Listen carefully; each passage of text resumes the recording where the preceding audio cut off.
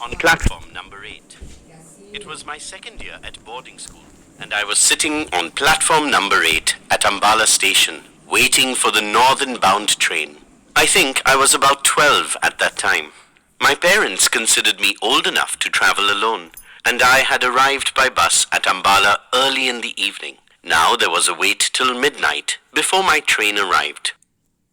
Are you all alone, my son? Asked a soft voice close behind me.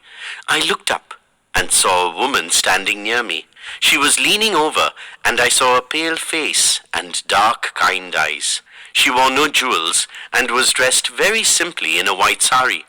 Yes, I am going to school, I said, and stood up respectfully. She seemed poor, but there was a dignity about her that commanded respect. I have been watching you for some time, she said. Didn't your parents come to see you off? I don't live here. I had to change trains. Anyway, I can travel alone. I'm sure you can, she said, and I liked her for saying that. And I also liked her for the simplicity of her dress and for her deep, soft voice and the serenity of her face. Tell me, what is your name? She asked. Arun, I said. And how long do you have to wait for your train? About an hour, I think. It comes at 12 o'clock. Then come with me and have something to eat. I was going to refuse out of shyness and suspicion, but she took me by the hand, and then I felt it would be silly to pull my hand away. I looked up at her again. She must have been over 30, but had she been 50, I think she would have looked much the same. She took me into the station dining room, ordered tea and samosas and jalebis, and at once I began to thaw and take a new interest in this kind woman. She questioned me quietly from time to time, but preferred listening. She drew me out very well, and I had soon forgotten that we were strangers. But she did not ask me about my family or where I lived, and I did not ask her where she lived.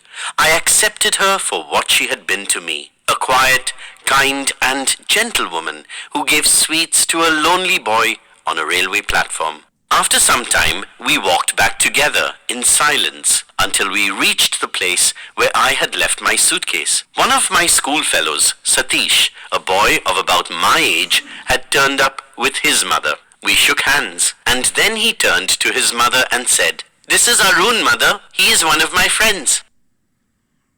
I am glad to know that, said his mother, a large, imposing woman. She looked at the woman who led my hand and said, And I suppose you're Arun's mother? I opened my mouth to make some explanation, but before I could say anything, the woman replied, Yes, I am Arun's mother. I was unable to speak a word. I looked quickly up at the woman, but she did not appear to be at all embarrassed and was smiling at Satish's mother. Satish's mother said, It's such a nuisance having to wait for the train right in the middle of the night. But one can't let the child wait here alone. These days, one has to be very careful of strangers. Arun can travel alone though, said the woman beside me, and somehow I felt grateful to her for saying that. I had already forgiven her for lying, and besides, I had taken an instinctive dislike to Satish's mother. Well, be very careful, Arun, said Satish's mother, looking sternly at me. Be very careful when your mother is not with you. Never talk to strangers. I looked from Satish's mother to the woman who had given me tea and sweets, and then back at Satish's mother. I like strangers, I said. Satish's mother definitely staggered a little, as obviously she was not used to being contradicted by small boys. There you are, you see. If you don't watch over them all the time, they'll walk straight into trouble. Always listen to what your mother tells you. And never talk to strangers, she said, wagging a fat little finger at me. And never talk to strangers.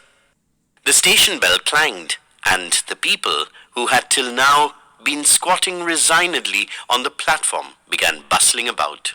The train moved slowly into the station, the engine hissing and sending out waves of steam. As it came to a stop, Satish jumped on the footboard of a lighted compartment and shouted, "Come on, Arun, this one's empty." I picked up my suitcase and made a dash for the open door. We placed ourselves at the open windows, and the two women stood outside on the platform, talking up to us. Satish's mother did most of the talking. I was smarting under the patronizing tone of Satish's mother, who obviously thought mine a very poor family, and I did not intend giving the other woman away. I let her take my hand in hers, but I could think of nothing to say. I was conscious of Satish's mother staring at us with hard, beady eyes, and I found myself hating her with a firm, unreasoning hate. The guard walked up the platform, blowing his whistle for the train to leave. I looked straight into the eyes of the woman who held my hand, and she smiled in a gentle, understanding way. I leaned out of the window then and put my lips to her cheek and kissed her. The carriage jolted forward, and she drew her hand away. Goodbye, Mother, said Satish as the train began to move slowly out of the station. Satish and his mother waved to each other. Goodbye, I said to the other woman. Goodbye, Mother. I didn't wave or shout, but sat still in front of the window, gazing at the woman on the platform. Satish's mother was talking to her, but she didn't appear to be listening. She was looking at me as the train took me away. She stood there on the busy platform, a pale, sweet woman in white, and I watched her until she was lost in the milling crowd.